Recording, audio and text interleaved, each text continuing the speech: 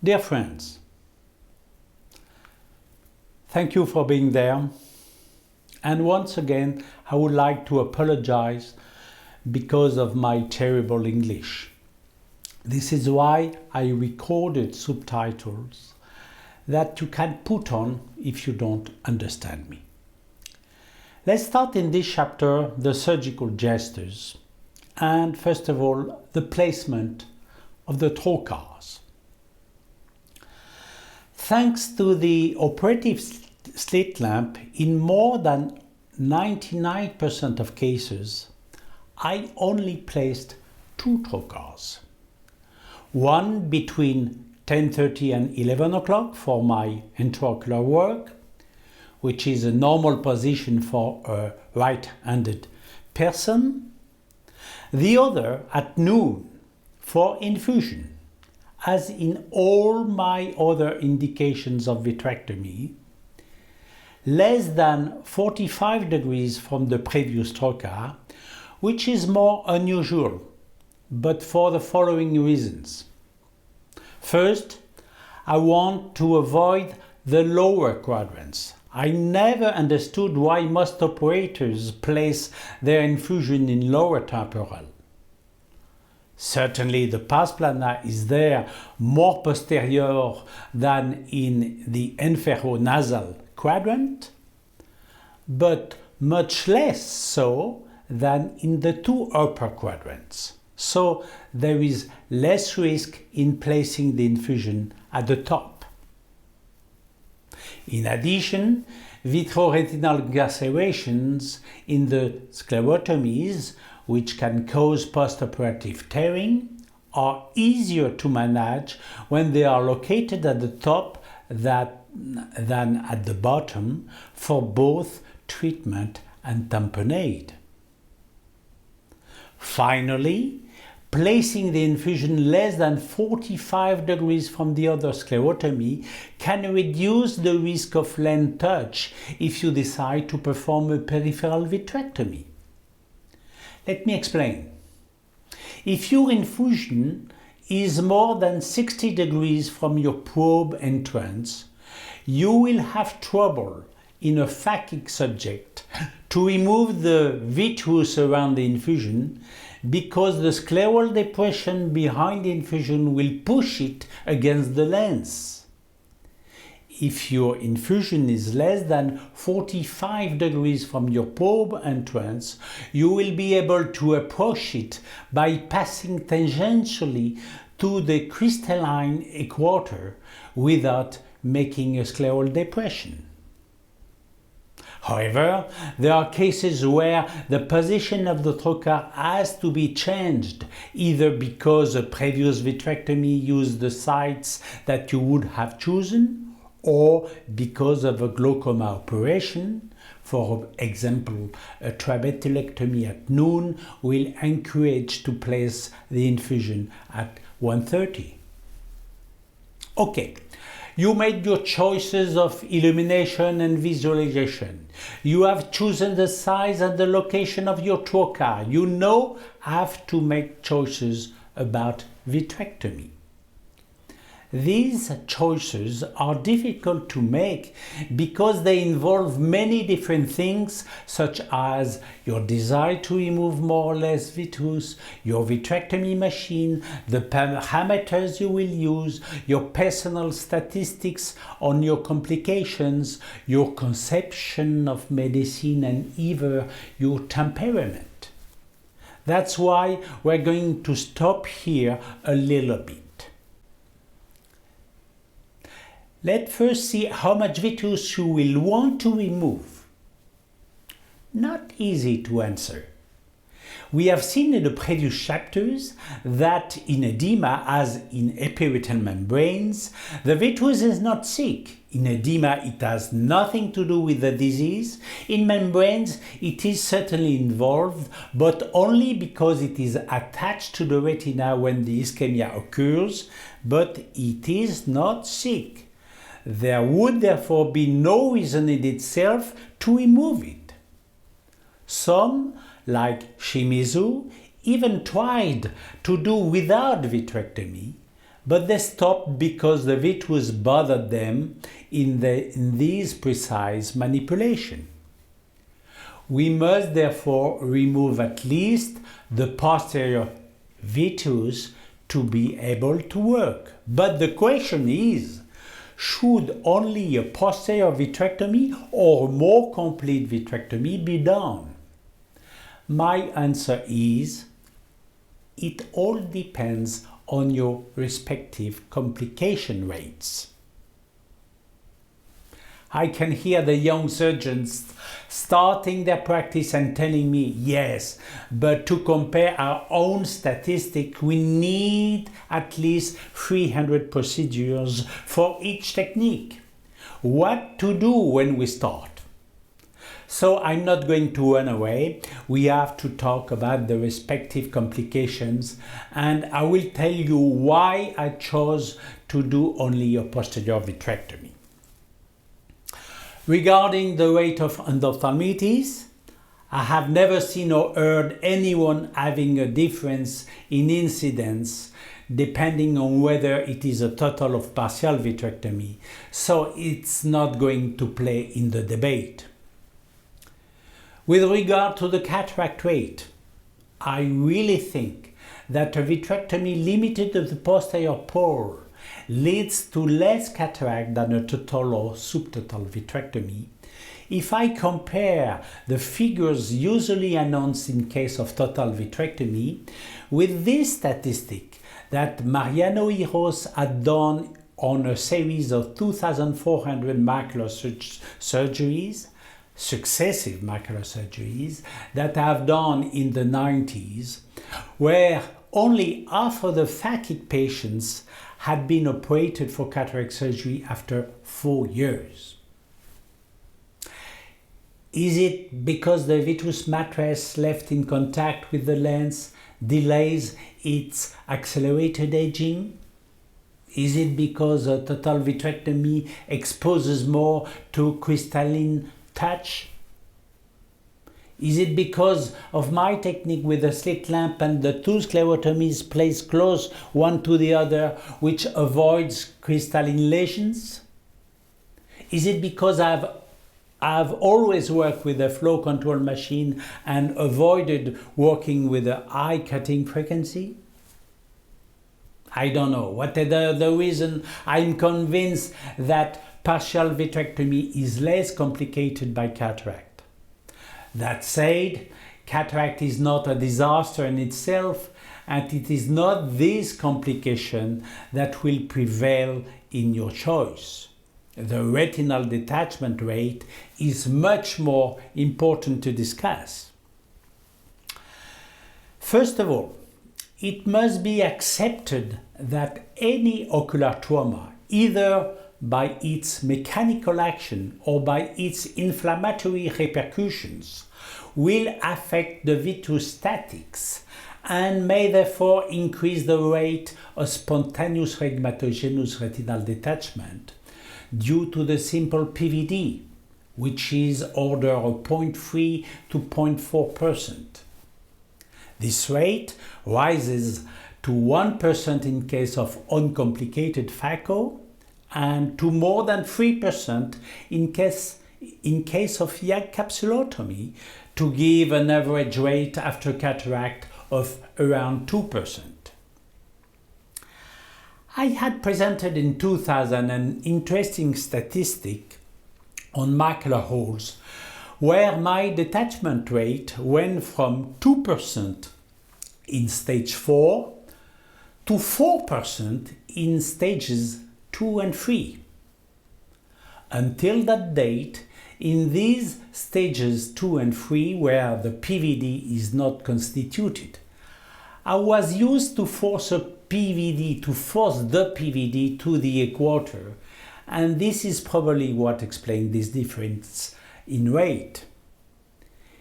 It is therefore clear that the more traumatized the irid, the higher the RD rate increases.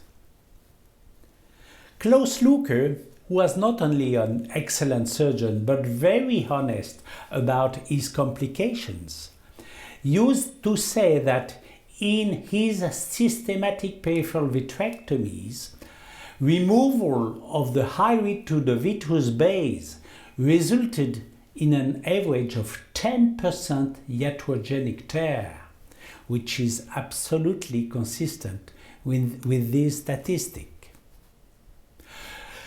To conclude this chapter on the problem of whether to perform a complete vitrectomy or limited to the posterior pole, I will therefore say, first of all, avoid performing a subtotal vitrectomy, leaving just in place a small ring of peripheral vitreous, because in this case the smallest incarceration in the sclerotomy can be transformed into a traction on the vitreous base and therefore into a tear. You can do a total vitrectomy, but then it must be really total, at the risk of creating iatrogenic tears that you will treat intraoperatively, as did Klaus Lucke.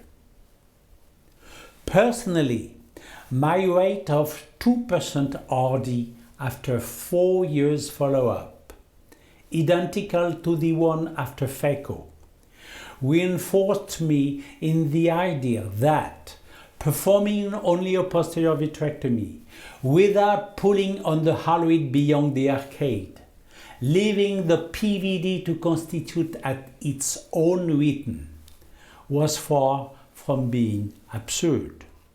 If incarceration in a sclerotomy occurs, its action will be lost in the vitreous magma and will have no impact on the vitreous base.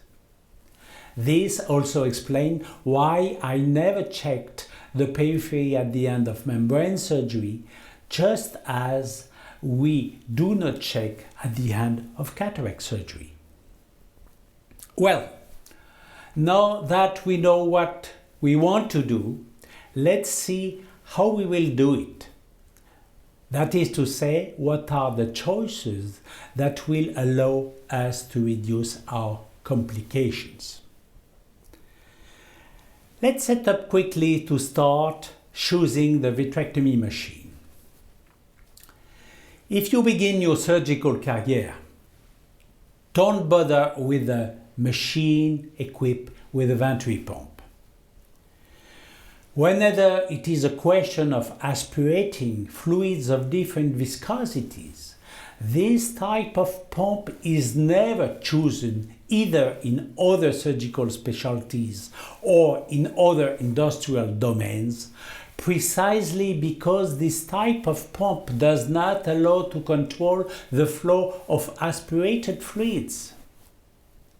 You have seen in the chapter of the result that in vitrectomies for floaters, which strongly look like vitrectomies for edema, the multivariate analysis identified the use of a venturi pump as a statistically significant variable responsible for more postoperative retinal detachment and more postoperative cataracts. So listen only to the surgical interest for your patients and choose machine with an aspiration flow control pump. Now let's see what are the parameters you will use. You have an aspiration flow control pump, which means that you have a foot pedal with simultaneous and independent control of aspiration flow and cutting frequency. You first must set up the extremes you don't want to exceed. For depression, commonly called vacuum, put the maximum possible, minus 600 and minus 650 millimeters of the mercury, depending on your machine. This maximum of vacuum corresponds to the maximum of your car rev counter. As soon as you control your speed, you would not think of restricting the possibility of getting into your car's engine revolutions, because you may need this power reserve to overtake a truck or climb a hill. Here it is the same. Keep intact this reserve of power. It is not dangerous since you control your flow. However, adjust your maximum aspiration flow. It must not exceed your maximum infusion rate to avoid creating hypotonia. And this implies that you must know your maximum infusion capacity. It will depend on the tubing that you will use, 23, 25 or 27 gauge, the connection to the plug, high flow or not, and the infusion pressure. Also, determine the maximum cutting frequency you want at the end of your pedal movement, knowing that the faster you cut, the less vitreous you catch.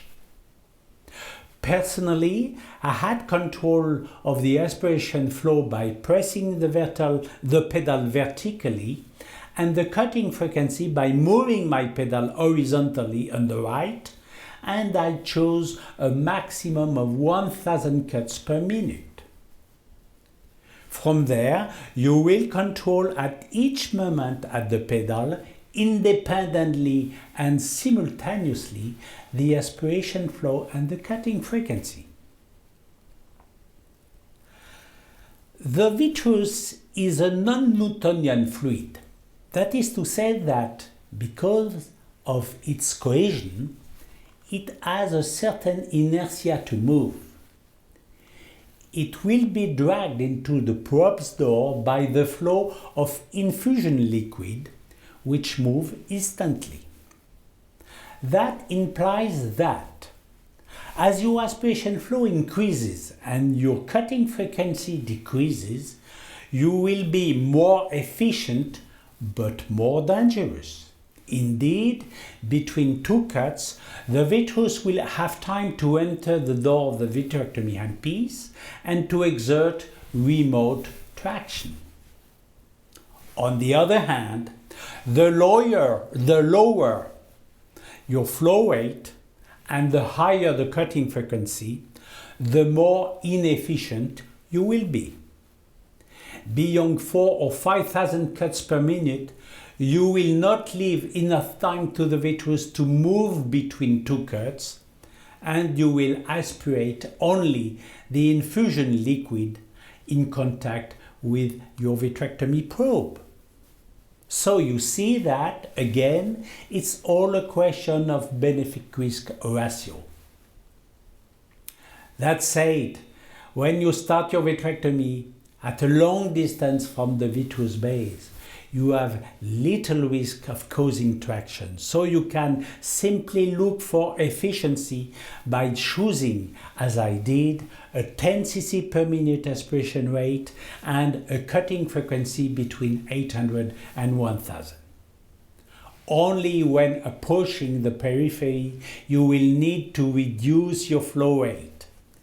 I will explain how I performed a very accurate and complete peripheral vitrectomy safely when I tell you about retinal detachment. For now, since I was doing only a posterior vitrectomy, here are my tips and tricks. First of all, adjust the sound signal of the aspiration so that it varies according to the vacuum level and not according to the flow rate. The flow rate, you know it, since it depends only on the position of your foot on the pedal. But the vacuum required to obtain the flow you have chosen, you don't know it. It depends on the viscosity of the fluid in which you are located. When, after heating the vitreous, you are in the infusion liquid, the change in sound will tell you. It's like the machine talking to you and telling you where the vitrectomy probe is placed. To make those who are not used to this trick understand. Here is a recording I made for a vitreous hemorrhage. I start the vitrectomy. My maximum vacuum is at minus 600 millimeters of mercury. My max flow rate is 14 cc's per minute, but I use around 12 cc's only, and I cut at 800 cuts per minute. I am in the vitreous, so the sound is quite high, because the vacuum required to obtain these 12 cc's is high, between minus 400 and minus 500 millimeters of mercury. Then you see, suddenly, without me changing my flow rate, the sound starts to get lower, because the vacuum drops spontaneously to minus 70 millimeters of mercury. There is no more vitreous around my handpiece, and the machine tells me, Didier, you finished the vitrectomy of the posterior pole.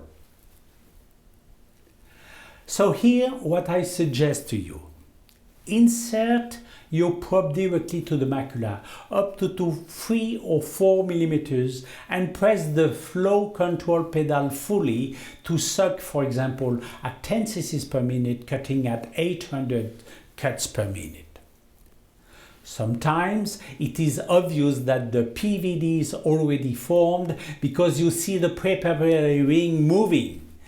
So you stay there quietly by moving slightly while remaining in the middle of the vascular arcade until the sound of the vacuum signals that you have removed the posterior vitreous.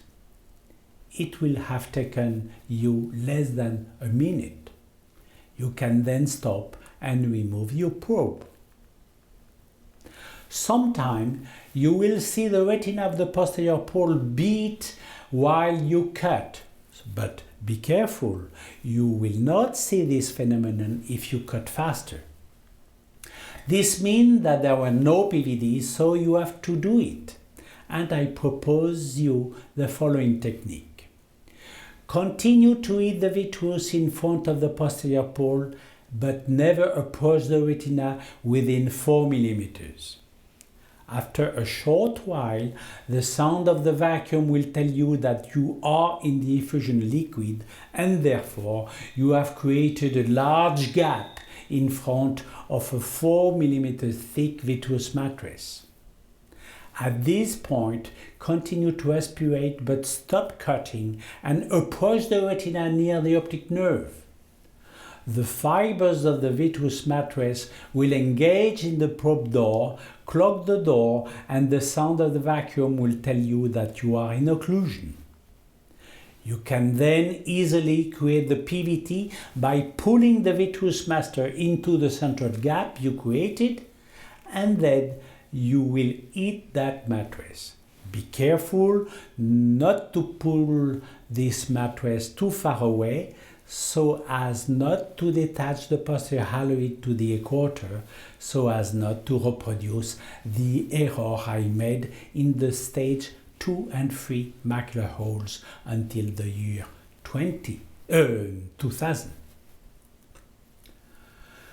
Finally, know that if at any time hypotonia occurs, stop immediately the aspiration. There may be two reasons for this.